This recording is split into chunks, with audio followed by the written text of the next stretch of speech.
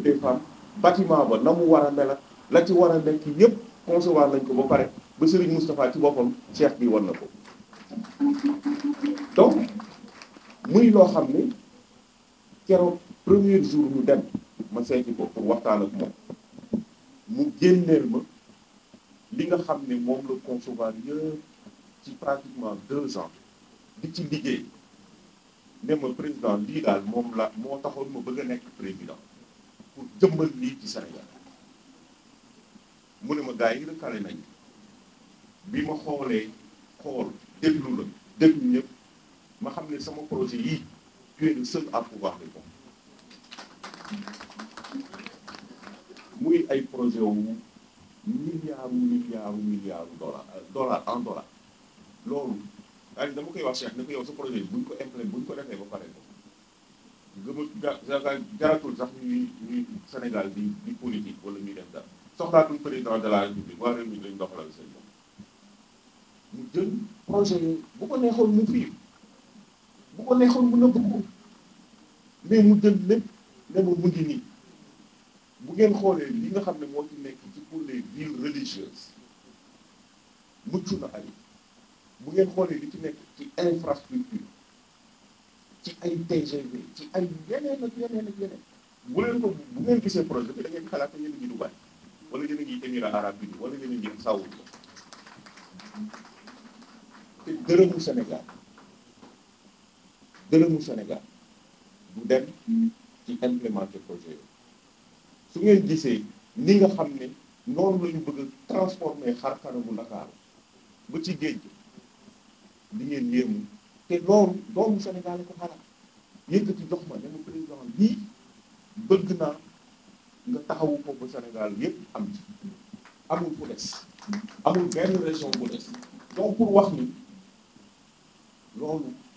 lu rëy la ci ñun donc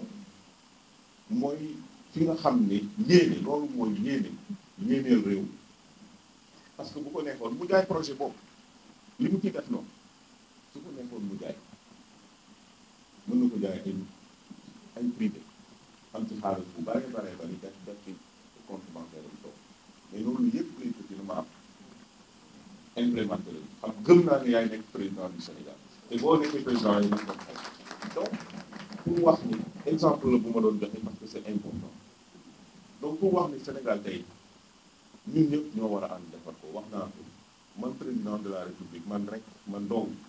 ak sama gouvernement bu ngeen ma seetaanee télévision yéen Sénégal yéen a ko war a def ñun ñooy ànd defar ku nekk andi sa xalaat ku nekk andi sa gis-gis ñu tënk ko defar bu ñu jàddee yoon bu ñu nekkul ci yoon na waa Sénégal nañu taxaw leen yëpp ngeen jëm kat taxaw te gëm naa ni duñ jëm bu baax donc loolu mooy li nga xam ne moom la ñu yéene réew man damay wax toujours ni suñu yéene ci réew mi bu sellee li ñu bëgg incha allah yàlla duñu ko bu ñu jiital intérêt personnel réew mi intérêt personnel a ko yàq nañu jiital askan wi l'intérêt supérieur de la nation l'intérêt supérieur des Sénégalais c'est ça qui est important et képp kuy ñëw di ànd ak ñun aussi bëgg nañu yooyu principe yu cardinaux yooyu valeur yooyu nga xam ne moom moo ñu habité ñun ku nekk ci ñun ñu jiital ngor ànd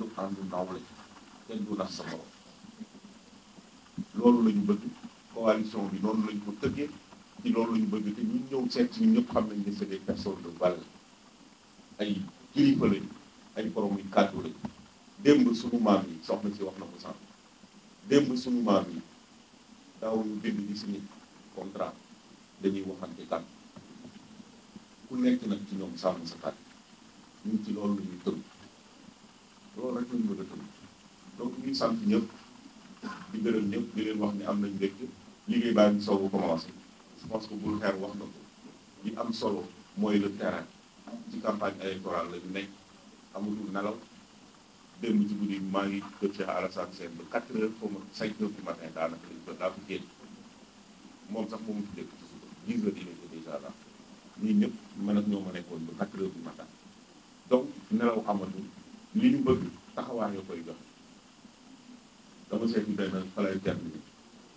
benn suñu benn sëriñ Mbacke mu ne ma président lenn rek laa la ñuy teg mu ne ma li nga bëgg yàllaa koy joxe nit du ko joxe yàlla rek moo koy def mu ne ma nag dafa am ñaari cër benn cër bi yàlla da koy yëkkati jox la boobu moom moo décidé ne yow da koy yëkkati jox la teg ko ci salo beneen bi nag yàlla da koy teg nii toog di xaar ku ëpp taxawaay mu jox la mu ne ma si cër bi nga bëgg nag cër bi ñu teg nee la boo ëppee taxawaay sa yéene sell nga gën koo bëgg wane ci fulla ak fayda wane ci dëgg yàlla dina la ko jox donc loolu rek mooy suñu motivation encore une fois may sant mouvement yi di sant parti politique yi ci nekk di sant mbokk yi yëpp yi nga xam ne engagé nañu ñi fi nekk ci salle bi ak ñi fi nekkul am nañu engagement ànd ak ñun liggéey ànd ak ñun dem ci élection bi gagné ko mais bëgguma suñu ànd yem ci élection nee naa leen man bëgguma une alliance électorale dama bëgg bu ñu àndee ba jël réew mi ñu ànd doxal réew mi ñu ànd dem ci yeneen échéance électorale yi nga xam ne mu ngi ñëw législative noo ci ànd liggéey collectivité locale élection locale bu amee ñu ànd ci liggéey ci suñu ànd tey bii dama nekk mu bëgg a nekk ñu ànd fukki at ñaari mandat te dina nekk ku nekk dugal ci sa loxo ba réew mi baax au bout de 5 ans bëgg na bu ñu àndee ba gagné au bout de 5 ans bu élection jotee ñun duñu campagne dañuy toog suñuy kër waa Sénégal génn campagnal ñu ne ñu yéen lañ doxaat réew parce que dinañ def ci réew mi lu tax dootuñu soxlaa campagne donc ci loolu rek la ñu bëgg a nekk la ñu bëgg a liggéey encore une fois ma leen di sant bu baax ma di leen sant bu baax di leen gërëm je voulais simplement dire nous sommes très honorés de recevoir plus de 80 alliés à notre coalition AMD 2024. Et c'est un honneur pour moi, en tout cas, d'avoir rencontré toutes ces personnes. La plupart d'entre ces mouvements, ces partis politiques, on a eu l'occasion d'échanger en privé, de discuter et de voir quelles sont les synergies possibles qu'on peut avoir pour construire et développer notre pays. C'est aujourd'hui que nous venons devant le peuple sénégalais, devant toute la nation, matérialiser cela. Donc, c'est une coalition qui n'a qu'une seule ambition, c'est de faire du Sénégal un autre pays, un meilleur pays. C'est de faire en sorte que le Sénégal soit mieux gouverné. Mais surtout, faire en sorte que les Sénégalais qui sont fatigués, qui vivent dans une extrême pauvreté, qui vivent dans des conditions extrêmement difficiles, qu'on arrive à régler ces problèmes auxquels nos compatriotes sont confrontés. Et donc, c'est une coalition qui cherche simplement à accéder, travailler ensemble, arriver au pouvoir et transformer la vie des Sénégalais. Donc, je suis très, très, très content au nom du président du parti, Cheikh Seydou Mouhamadou Moustapha Sy. Nous transmettons nos remerciements, nous disons nos remerciements, nos encouragements à tous nos alliés qui sont venus aujourd'hui répondre à notre appel pour faire du Sénégal un autre pays. Mais surtout, maintenant, c'est le temps de l'action. Ce n'est plus le temps à la parole, mais c'est le temps de l'action. Il faudrait qu'on descende sur le terrain. Il faut qu'on fasse une belle campagne. Nous avons commencé à faire notre campagne. Il faudrait qu'on continue à rencontrer les Sénégalais. Nous avons opté de faire une campagne de proximité. Vous m'avez vu parler aux Sénégalais, descendre dans la rue, marcher aux côtés des Sénégalais, échanger avec eux. Et nous appelons aussi nos alliés à faire de même. Nous remercions surtout la presse. Je sais que le temps a été long, vous avez attendu pendant longtemps. Je voudrais simplement vous dire merci pour la mobilisation et surtout pour être venu depuis ce matin. Donc, je remercie tout le monde. Je remercie encore une fois nos alliés. Cheikh Alassane Sène a été désigné comme étant le président de la conférence des leaders de nos alliés. Bruno Derneville, vous connaissez, c'est déjà le directeur de campagne. Vous l'avez vu, il est à l'œuvre depuis maintenant deux mois. Vous connaissez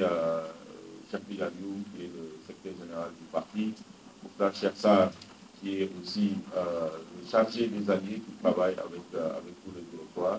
Donc, au nom de l'ensemble de l'équipe, je voudrais dire merci à nos alliés qui sont déplacés, qui sont venus de loin. Et ce qu'on a vu aujourd'hui dans cette salle, c'est le Sénégal en miniature commune. On a des alliés qui viennent de partout, de Tambacounda, de Ziguinchor, de Matam, de Saint-Louis, de Louga, de Dakar, de partout, de Thiès, de Mbour, de Ziguinchor, je l'ai déjà dit, de partout du Sénégal, pour venir répondre à notre appel. Et je pense qu'au soir du 24 mars, Inch'Allah, nous gagnerons largement cette élection au premier tour et nous allons remettre ce pays au travail. Je vous remercie.